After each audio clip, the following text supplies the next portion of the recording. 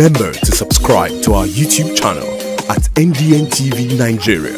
Click on the subscribe button and be the first to get notifications. Residents of Iloma, Minima and communities in Opobo local government area of Rivers State may soon heave a sigh of relief from the devastating impacts of coastal erosion as the Niger Delta Development Commission (Nddc) revisits a shoreline protection project awarded in the area over 10 years ago.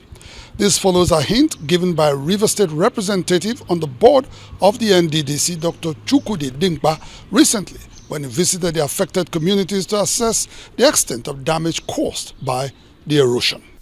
Iloma, Minima and Opobo communities are part of ancient Opobo Kingdom in Opobo local government area of Rivers State. Over the years, these communities have been ravaged by coastal erosion from perennial ocean surge. As the unabating tidal encroachment continues to claim vast parcels of land, the embattled communities fear that they may not have a place to call home in the near future. Mrs. Gladys Andrew Jaja, a retired civil servant, is pained that her grandfather's grave was submerged in water a few years ago.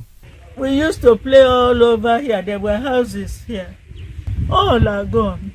Houses are gone. My grandfather's grave is gone. I can't find it again. When I came back on retirement, I used to mend the grave. But when this erosion started, the grave just disappeared. Come and help us so that I will see sand here again before I die. In 2012, the Nddc awarded the Kalama Shoreline Protection Project to bring succor to the affected communities.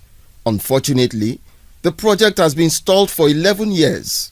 This prompted the Rivers State representative on the board of the Nddc, Dr. Chukwudi Dinkpa, to visit the affected communities to assess the extent of damage caused by coastal erosion. While interacting with leaders of the communities, Dr. Dinkpa assured them that the Commission would revisit the project and provide lasting solution to the ecological problem. We've already done our recommendations, but we wanted to come here and have a look at it firsthand and attach pictures when we go back. We had 2 possible recommendations. So with the pictures, we already know which of them we'll pick. Worried that their existence as a people has come under serious threat, the affected communities make a passionate appeal to the Nddc to act swiftly. Roads have been eroded.